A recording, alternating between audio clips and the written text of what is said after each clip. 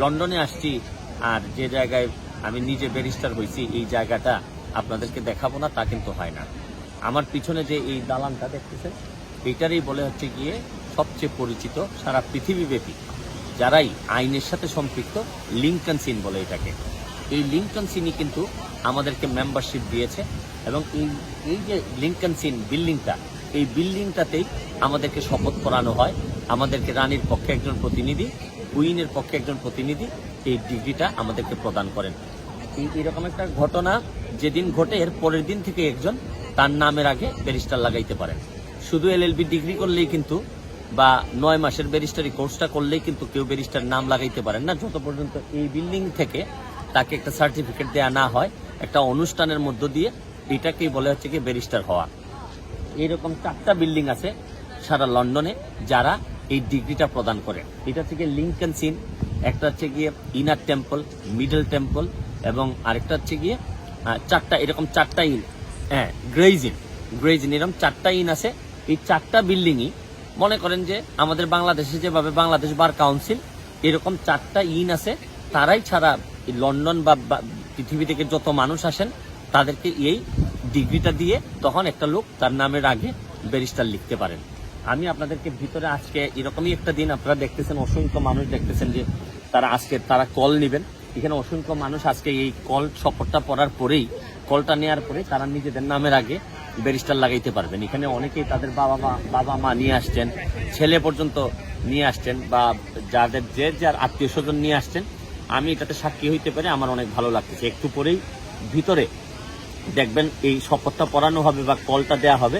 এটাও আমি আপনাদেরকে দেখানোর চেষ্টা করব যে কিভাবে এই ডিগ্রিটা প্রদান করা হয় এবং যার পরেই মাথার মধ্যে একটা উইগ লাগানো হয়।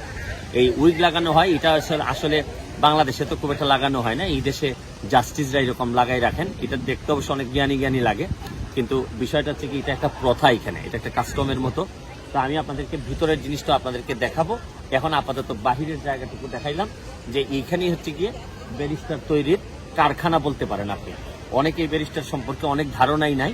এই কারখানাটা আপনাদেরকে আজকে আপাতত দেখানো হলো, আর কারখানার ভিতরে কি হয় একটু পরে আপনাদেরকে দেখাবো। Thank you.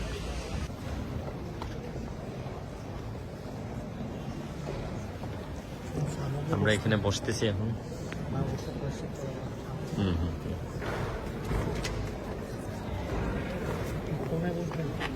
হ্যাঁ,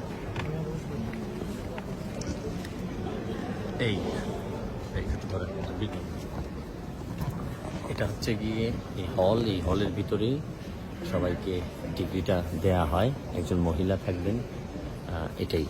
এখানের মধ্যে অনেক পুরাতন ছবি আছে।